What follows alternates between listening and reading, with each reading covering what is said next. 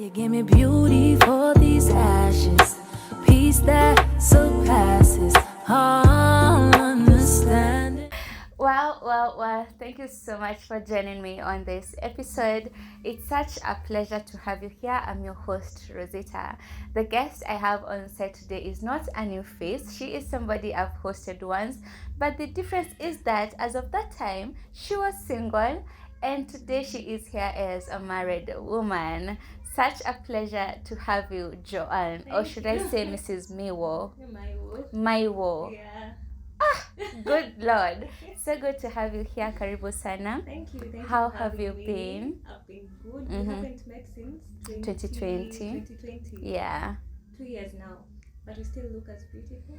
You still look as pretty. You're such a doll. Has anybody ever told you that? My husband. Oh! I hear this thing that when people get married, Yeah. all they want to say is, my husband does this. My husband said. Let me tell you, you find excuses. To just say my husband. Yeah. I don't know if you've seen this joke on social media. Yeah. Where there's a girl who was saying, you people just wait until I'm married. Yes. I will my husband you All the time. anything small. I'll talk to my husband. I have to. My husband. Oh my God. So that is me now. That is it now. And how does it feel? It's a blessing. Mhm. It feels nice. Mm-hmm. Sometimes I get those surreal moments Mm-hmm. where I'm like, I'm someone's wife. Mm-hmm. Me, I have a husband, a whole husband. Yeah. But then, yeah, all in all, it's been nice. Amazing, I love amazing. it. Yeah. So now before we get into our discussion today, let me ask you a question. Would you rather have the power to change the past or have the power to change the future? Change the future. Mm-hmm. Why? Because I feel like the past is gone and there's nothing I can do about it. Mhm. Whatever is done is done. Mm-hmm. Whatever is gone is gone. Mm-hmm. But if I have the opportunity to see what's coming Yeah. and have the power to change it, You'd if rather? it's something I don't like, Mhm. I'd rather that. Amazing. So you're forgetting the former things Yeah. and looking Pressing ahead. on. Oh, preach. Yeah. So amazing. That's a wonderful answer, I must say. So now you've been married. How long has it been? It's been a year Mm-hmm. and a few months. A year and a few months. A year and four. A year and 4 months. Yeah. And how has it been for you? Has it been shocking? Has it been exciting? What are the adjectives you can use? To describe my experience. Yeah. I don't want to sound cliche, Mm-hmm. but honestly speaking, Mhm. it's been amazing. Mm-hmm. I love being a wife. Mm-hmm. And because of the experience that I've had so far, Mm-hmm. the 1 year and 4 months that I've been married, Mm-hmm. it's something that I wish to every girl and Mhm. every guy Yeah. that desires to have a partner. Mhm. Because there's nothing that beats Yeah. coming back home in the evening to someone that you can talk to. Mm-hmm. Just be yourself around that person, Mhm. share your life and your Mhm. experiences with, and it's amazing. I can imagine. I Yeah. can only imagine. It's I can only live through you vicariously. Yeah. So anyway, how did you meet with your husband? It's how many minutes do we have? Because I have Just give her the and a story. half. We are ready for the juice. So in 2018, Mm-hmm. yeah, 2018, I believe, Mm-hmm. I'm a musician. Mm-hmm. I don't know if I mentioned. Oh, we didn't mention that. Yeah. So I'm a gospel musician, Mm-hmm. and at that time, I had just recorded a single. Mm-hmm. I'd done the video, Mm-hmm. but I was living in Nakuru, and the video had been done in Nairobi. Yeah. But because of logistics and other reasons, Mhm. I wasn't able to get. You see, this short version. Mhm. They call it a teaser. Yeah, a teaser. Yeah, of the video. Mm-hmm. Plus, I think it wasn't coming as a package of what I had asked for Oh. from the director that did my video. Mm-hmm.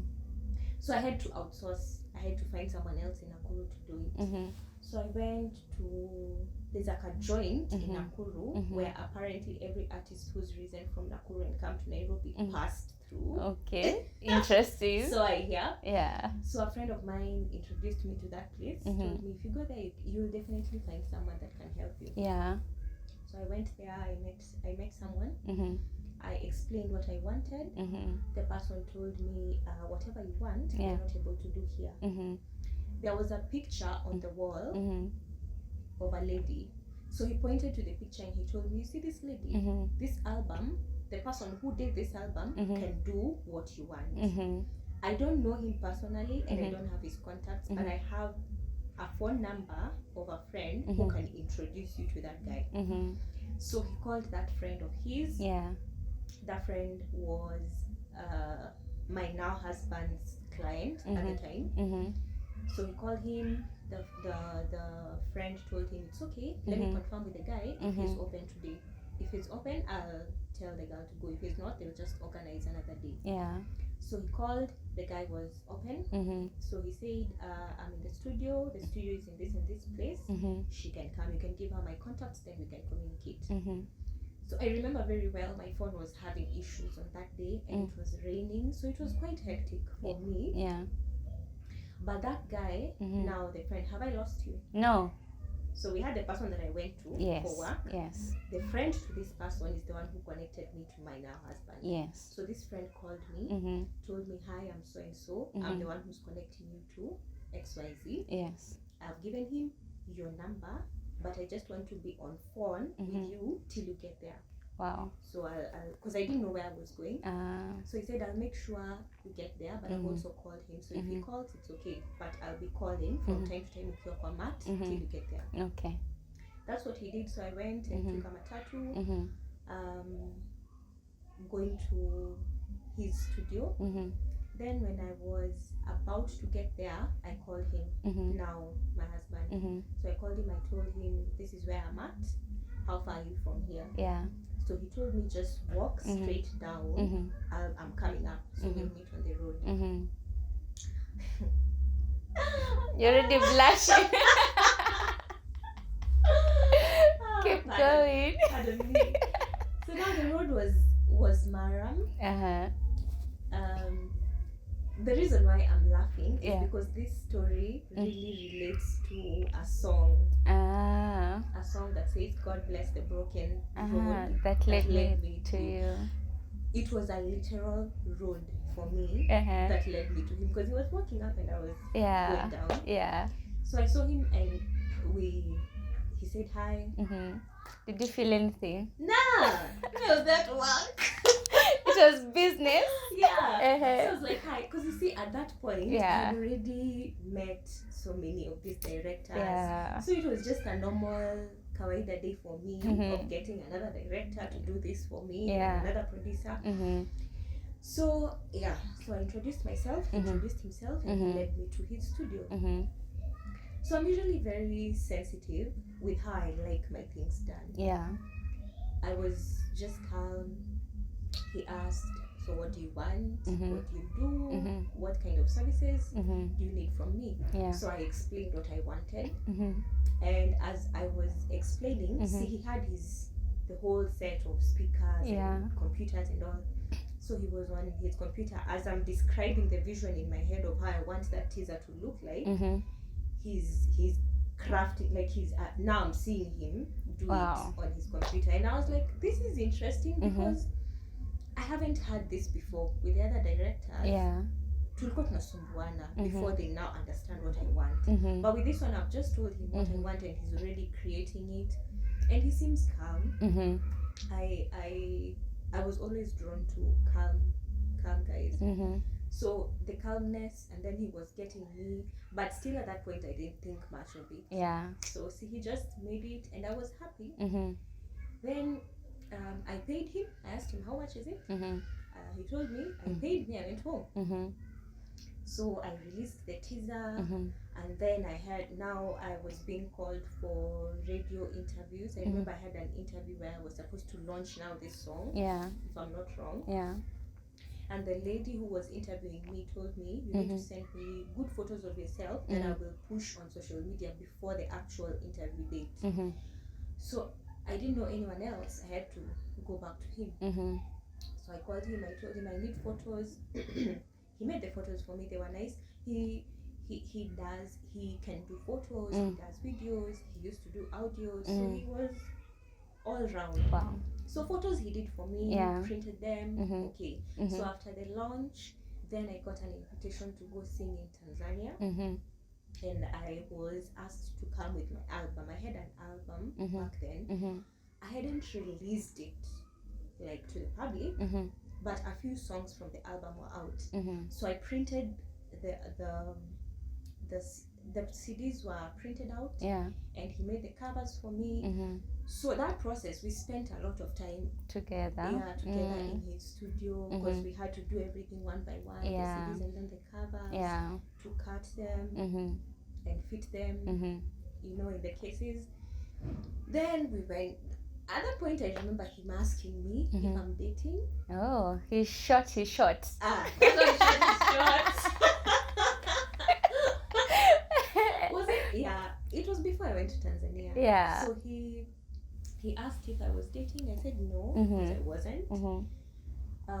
And then he said, okay, so this is now you starting your music career. I told him, yeah, I haven't done something this big, since I started music, so we can say yes, I'm starting. So I said, okay, you go concentrate on your music and the tour in Tanzania, then when you come back, so we're gonna talk, now we're friends. I said, okay. So me, I went. At that time, my head is not on dating anyone. I had blocked all my thoughts from dating, because I had just come out of a very hurtful relationship. So I didn't want anything to do with guys. And I told myself I'll give myself a break for however long I needed to in order to heal, then do my stuff, and then maybe think about dating. Okay. So I went to Tanzania, I came back. Long story short, he asked me out. The first time I refused. Why? I told him I have just come out of a hurtful relationship, and I wouldn't, you're a good guy, and I'm not the kind to do rebounds. I don't want to take you for granted and just use you to get over my feelings. So I need time to heal, be sober, and then I'll make up my mind if I need to go out with you. And that is what happened. So he respected that. He said, I'll give you the time. So in the meantime, we can be friends, and that really helped, because we were friends. We used to hang out in his studio. I'd go do music there. Studio time was free for me. Then I got a job in Nairobi, and I moved. I came to Nairobi, but now by the end of that year, we officially started dating. That was in November. Wow. So you met 2018, which month? Feb, I think. January, February there. And then officially began dating in November. Yeah, and he asked me out way earlier, like I think it was in March, thereabout that year. And I told him to wait. If he really liked me, he should wait, because I'm not in a place to be in a relationship with anyone. And he waited until November. Amazing. Yeah. How can you describe the state you were in spiritually in that season? My relationship with God was good, I can say, because I remember before I met Michael, my husband, Miwo, many people know him as Miwo. See, I've told you that hurtful relationship, and then after that, now I just said I want to concentrate on my music, career maybe, but not relationships. So I remember there was a point between that time and when I met Michael, God told me, the Spirit of God told me, I think it was in a dream or in prayer, but somewhere, I heard God telling me that just serve me and focus on building you. While you're serving me, I will lead you to your husband. I've never forgotten that. Wow. And then I forgot. And it's amazing how in the process of serving and pursuing your passion, you met him. I met him. I wasn't even thinking about it. Honestly, at the time I met him, my mind was not. You didn't think he might be the one. I didn't think. because even when I was going to meet him, I was going to meet him as a director, and not a potential boyfriend or something. I wasn't looking, in short. So me, I was just working. Went there to do my teaser. I was going to meet my husband. Yeah. It's amazing how God works. Very There's something amazing. you've mentioned about coming out of a hurtful relationship. How would you describe that process of healing for you? Because so many people get into hurtful relationships, and when it's time to leave, they leave so wounded. And some leave with the same notion as you, that I'm so done with men, I'm not thinking about relationships, marriage is not for me. How did you go through that process of healing? I actually was at that point. I remember really fighting with my mom at some point at home, because I told her I'm never getting married. You told her that? Mom, I'm not getting married. Men, don't wait. And me. You see, I put these fingers like this. Like this. Parallel. Yes. Yeah, so I told her I'm never getting married. I don't want anything to do with men. I'm just going to focus my life on music and career. And I remember she'd tell me, no, it's not good to talk like that, because maybe marriage was meant for you. Even though you've gone through a hurtful relationship, not all men are bad, number one. Number two, you know, sometimes such things happen, but it doesn't mean that you won't meet a good person. But I didn't listen at that time. I brushed it off.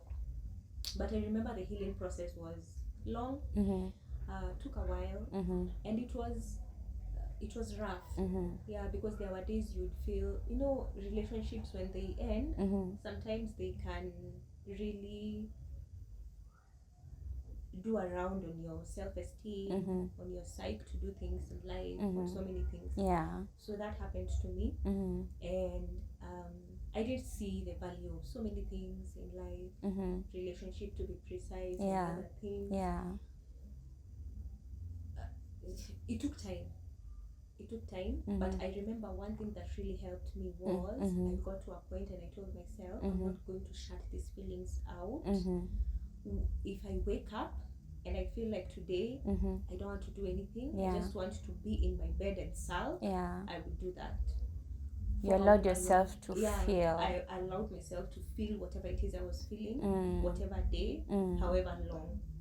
And that helped me, because now progressively I realize, oh, this pain is actually going away. It's healing. Actually I'm now considering dating, but not now. But I don't have pain towards men to the point where I can say I would want to date again. Wow. Yeah, so I healed. It took time. I was very intentional about my healing, but it happened. Amazing. Now, what would you advise somebody who's watching us, just a young girl, they've just gotten out of a very toxic relationship, or they are about to get out of a toxic relationship? What would you tell such a person? First, to know what you want, because that will help you. That will help you know whether this relationship that you're in, if they're still in a relationship, is what they want or they want out. Okay. So after you've known exactly what you want, you need to evaluate and see, because sometimes some people will linger on in unhealthy relationships because of the fear of the unknown. I don't know if I'm ever going to get someone else. Or so they I'd just rather don't want to be alone. I'd rather stick around with this one than be alone, or maybe never get anyone else. So know what you want. What did I say? That's number 2. I've forgotten. I think the first one was know what you want. And then evaluate if the relationship you have is exactly that, or if it's not. So so after evaluating and seeing, then you need to take the bold step. Just sit yourself down and tell yourself, me, from the way I've evaluated, this guy or this girl is treating me like this, like that. I don't appreciate it. It will take a lot of strength for me to step out of this, but just be real with yourself and step out. If you have to step out, if that's not the relationship that's working for you. Because I can say confidently that you will still get someone better. Yeah, let that fear of I won't get someone better or I won't get someone at all not keep you in that relationship. You never know what God has in store for you. That's true. So just step out into the unknown. Work on yourself. As now you've known what you want. You've evaluated this relationship. You know, this is not working for me. And I want out. When you're out, be intentional about moving on. Feel the pain. Don't shut it out. I wouldn't advise for people to do rebounds because most people do that. Most people do. Now that's covering the pain. On top of it, you might end up losing somebody who would have potentially been your partner just because it was a rebound. And then by the time now you're snapping out of the pain of that past relationship, you don't want it. You get? I get you. Or maybe the triggers that you carried from the past relationship, they're affecting this one. They're affecting this one. Na hii inaweza kuwa rebound or even a good relationship that is being affected by. So be intentional about your healing. Give yourself time, and then everything else will flow. We'll see where it goes. It's said that hurt people hurt others. That's true. And it's amazing how healing can play such a huge role in the choice of a life partner. So here you are, you're married, you're glowing, Joanne, you're glowing, I tell you. My husband is taking good care of me. We see. So what can you describe as the lowest point for you in marriage? Lowest? Yes. Have I had... I haven't had low moments. You haven't? Honestly speaking. That's amazing. My marriage has been bliss. And I'm not saying this because there's cameras. God is my witness. I remember, you see, I grew up in church. And the stories I used to hear about wives or servants of God, or just people who work in church, not necessarily the people who preach. You know, the way you usually come to church with your spouse, and then you're sitting there, you have matching clothes, you're seated next to each other, and you're all happy, but back home you're sad. Me, I remember telling God, may that will not be my story. Please let that not be my story. I don't want to be the kind of wife that goes out and says that my marriage is perfect and I know that I'm suffering. I don't want it, because also I know myself. I'm fragile. I'm not able to hide such things. So kama ningekuwa sad, you'd have seen, you'd have known. So when I say it's blissful, it is. That's a testimony. I'm happy to hear that. Thank you. And what was the best moment so far so good in your marriage? There have been many. I can imagine. Choose one. Otherwise we're going to be here for hours. Oh gosh. I'd say when we celebrated our first Christmas together. That was 2021.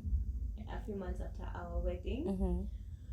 It was so nice to just wake up in the morning, gift each other. Then I went and cooked, and we were so happy. I was cooking. There was Christmas music playing in the background. Sounds like a movie. Are you sure that's not a movie? It's not a movie. It was really. I have photos, but they're private, so I can't share. Sadly. But it was me. I enjoyed. Oh, I remember. Was it the night before Christmas or the night after? We stayed up all night just watching Christmas movies together and eating, adding calories. That was my best moment. Amazing. So here you are now, very happy. But I can imagine that you had some expectations about how marriage would be like. What are those expectations, and have they been met, or umepigwa na butwa? Let me tell you. Tell me. Me, the one thing that fascinated me was... Tuambie tucheke pamoja. Babe, I'm sorry. I have to expose you on this one, but it's kidogo. Growing up, I grew up, I have 3 brothers. So, sometimes I'd hear my mom complaining, these boys are eating too much. Me, I've left bread or something in the fridge. There's nothing. There's nothing. nilikuwa napuuza too. So because I lived alone before I got married, and I was used to from way in campus. I was used to, when I wake up in the morning before I go to work, I just take tea and 2 biscuits or 3 and I'm off. When I love French fries and chicken. So when I come back home and I'm feeling lazy, I'll just be me. I'm not cooking. I go for chipo. I get chipo. I eat. I sleep. Sometimes I do my cookies, my tea or juice. I sleep. That one does not count in my age. That one, leave it. It has expired. It expired. So that has shocked me because my husband not only loves food, he loves good food, and he's very particular about the kinds of foods he eats, and how he likes them prepared. So good thing I love cooking, and if I do say so myself, I'm a good cook. So he enjoys my food. But now that has spoiled him. Because now, the moment I suggest chips in the atmosphere, and then he remembers there's chapatis that can be made, nice homemade stew. He's just like, but can't we just? So that has been shocking. It's like transiting from what you knew as normal to a new normal, and you have to acclimatize yourself to that kind of life. Considering this is no longer about me, there's somebody else in the picture. Oh, there was something else. I have juice for you today. Please share. As I sip. On my wedding day, since we've been raised up in a Christian environment. We've grown up being told, don't go near boys, don't hang out with boys. Boys will make you pregnant. If you just look at them wrongly, you're pregnant. Why would they tell us that though? That thing by then I've come to notice. I don't know about other ladies, but it really affected me. Me too. It really did. So, on my wedding day, we've had fun, have fun. Now it's time for people to go home in the evening, right? And I'm now saying goodbye. By then I cried when I was telling my mom goodbye. It felt like you're leaving. It felt like I'm not coming back again, or there's something I don't know. I really cried. But then until she called for my husband. I remember he was also saying bye to his friends. So he called for him and told him to come fetch me. Because I was come pick your wife. I was there clicking and crying. So he came for me. But now, when our best man and our best lady or maid, best maid, they were helping us to go. Where we had our wedding was where we spent the night. So we had a lot of gifts. Some were taken away, but the ones that we could carry, I love gifts. My love language it's gifts. So I was excited to get to my room and open my gifts. So the ones that we could stay with on that night, we stayed with. So they carried them. I remember them carrying those gifts to our room. Now as I'm walking to my room with my husband, I'm like, wait, my parents have allowed and pastors who are in this wedding have looked at me, told me bye, and they've left me with a man. What am I supposed to do with this one? My God! I was shocked. But then that thing messed up my brain. Oh my God, that's so funny. You're just wondering, how are they allowing this to happen? At night, I'd catch myself thinking, like my parents are sleeping soundly. Knowing they've left me with a man.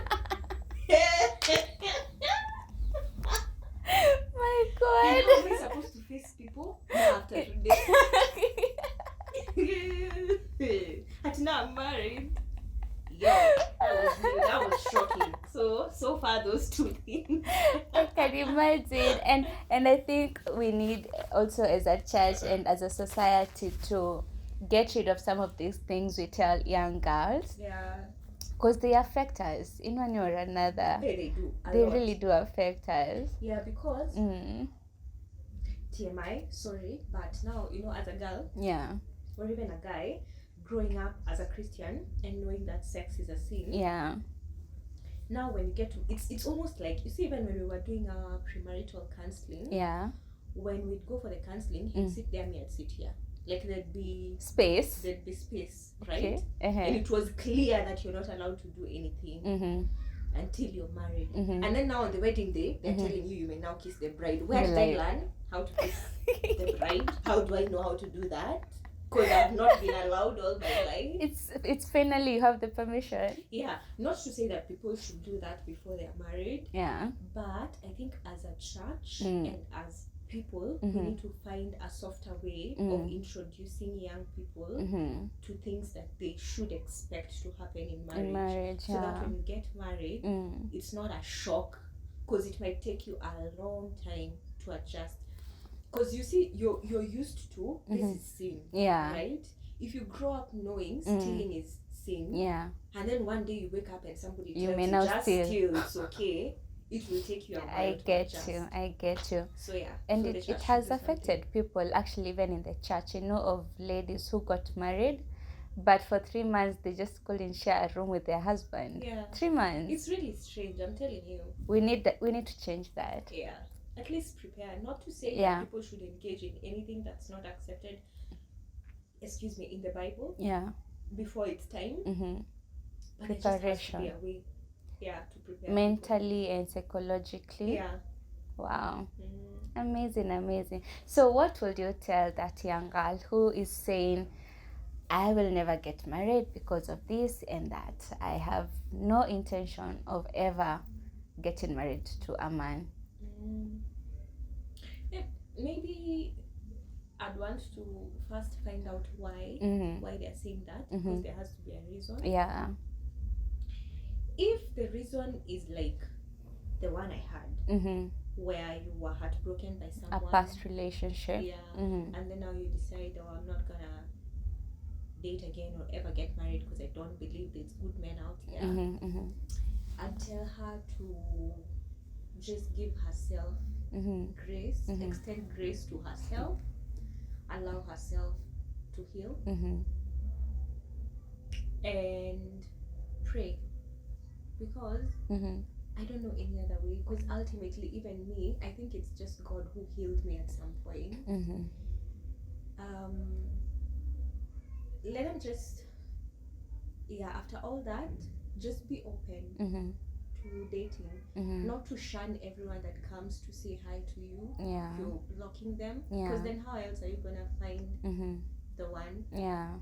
So you just give yourself grace, accept that this happened, it wasn't nice, and just let yourself heal. Pray, because God really helps people, and He really heals and gives you another chance. And just believe that not all people are bad. There could be one or two that are not good, but not everyone is bad. Yes. So give yourself grace, allow for God to heal you, work on you, and then when He now brings you to people, don't shut them out. Amazing.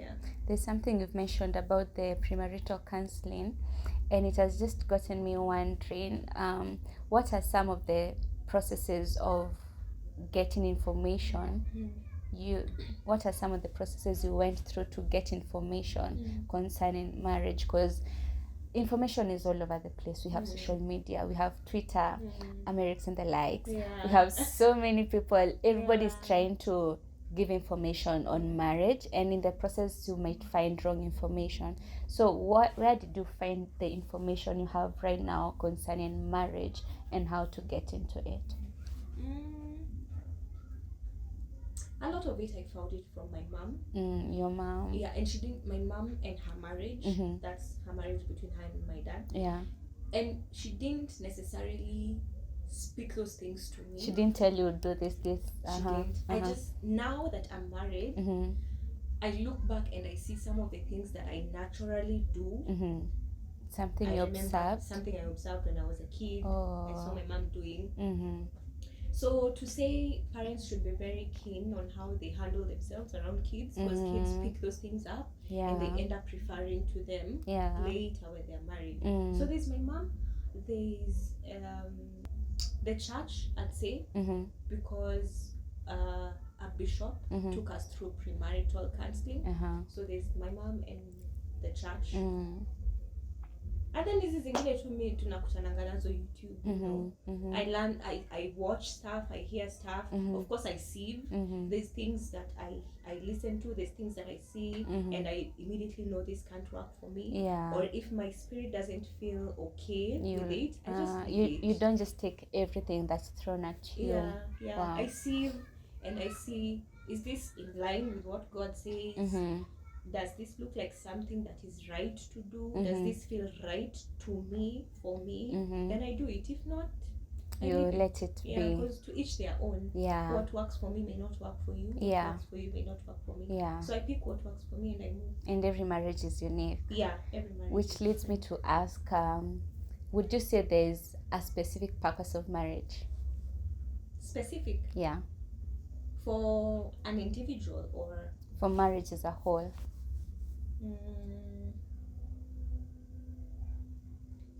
Specific maybe not, but several. I think, because I feel like for God to create this institution, he must have evaluated humankind and seen that there's something that this institution is going to do. That being by yourself as Adam, you are not getting, or you're not being able to do, like procreating. Because one of the, I think there's somewhere in the Bible where God says that I don't know, I can't, you can paraphrase. Just bits and pieces where it's good for a believer and a believer to be joined in marriage because they bring up a that's godly in offspring. Corinthians. There's that. So you see, and by yourself you can't do that, but in marriage you can. Companionship. I'm telling you, I told you the best thing in this life is to just go back home to someone, a friend that you can talk to, that you can laugh with, share a meal with, wake up to, see them. So companionship for me is another reason. Procreation among so many others. Amazing. So our last question of discussion, where would you see yourself now, not as a wife but as a woman who is in marriage? Where do you see yourself like in the next 5-10 years, separate from your husband? I see myself having gone a notch higher in my music, in my ministry, and in my business. Amazing. The reason why I've asked that is because so many people, women, get married and they forget their visions. They forget their dreams. They let go of their passions, and all they think about is my husband, my children. They only do what the husband wants, So that's why I've asked you, so that it can be known out here that getting married does not necessarily mean that you drop who you are. You drop your vision, you drop your dreams.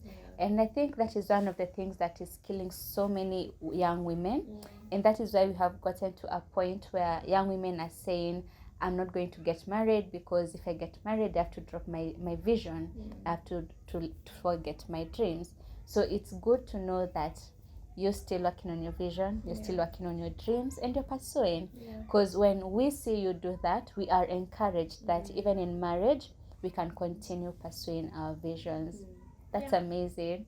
Thank you. So what will you share as a parting shot concerning being a young wife, a young Christian wife?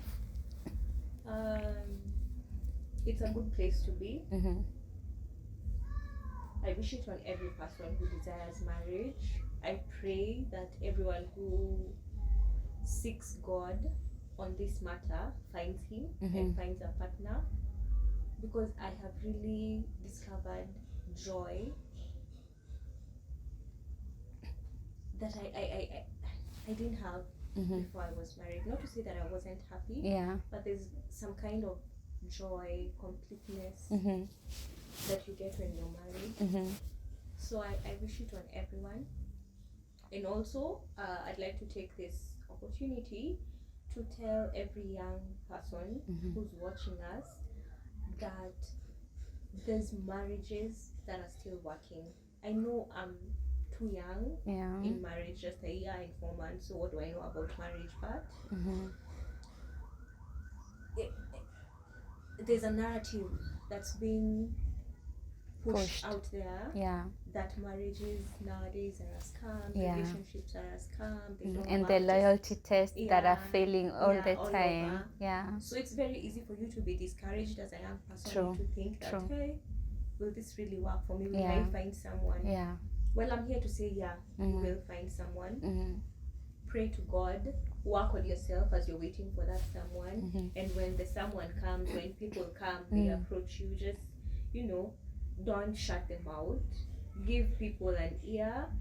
See, you're able to see and know, this is what I want from a partner. So if it's not, just you let it respectfully let it go. And that's the only way you're gonna find your person. Because if you shut everyone out in the name of there are no good men, there are no good women, then you might end up single forever. Yet there was someone meant for you. So to say that marriages do work, there's people who are in happy marriages, and it's possible to be a Christian and to wait on God and be married the right way. Amazing. What will you share? What will you say to your hubby as we come to the end? Oh, Tochi. That's how you call him. Okay, that's it. He knows where the name came from. Just, God, I thank God for you. You are, I call you my perfect gift from God, though you don't like me saying that because you say you're not perfect, but you're clearly my perfect gift from God. I love you so much. You're my best friend, my confidant, my husband, and the person that I annoy the most. Oh, that's so sweet. Yeah, but you still love me. I love you so much. You always go out of your way to take care of me, make sure I'm okay. Annie, God to bless. I love you. Oh, that's so sweet. Now you're just making me have is there something like marriage fever? Why don't? Just chill. Just chill. Yeah, the one will come. Sure, he will. Asante sana for that insightful conversation that we have had. I'm sure a lady especially has been encouraged concerning singlehood and marriage, being a young wife. And the fact of the matter is that the Bible and God tells us that none shall lack a mate. So to you who is watching and you've given up, please be reminded that none shall lack a mate. And when the time is right, God will make everything beautiful for you. So that was it. Such an insightful episode. Asante sana, Joan. Mrs Miwo. Have I said it right? Yes. Amazing.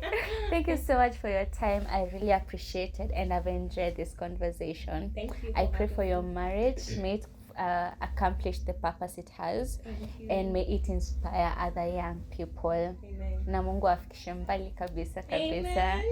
I look forward now to being called an auntie. Am I being pressured to get that? No, I'm not even saying anything. Amen to that as well. But the Lord bless you so much.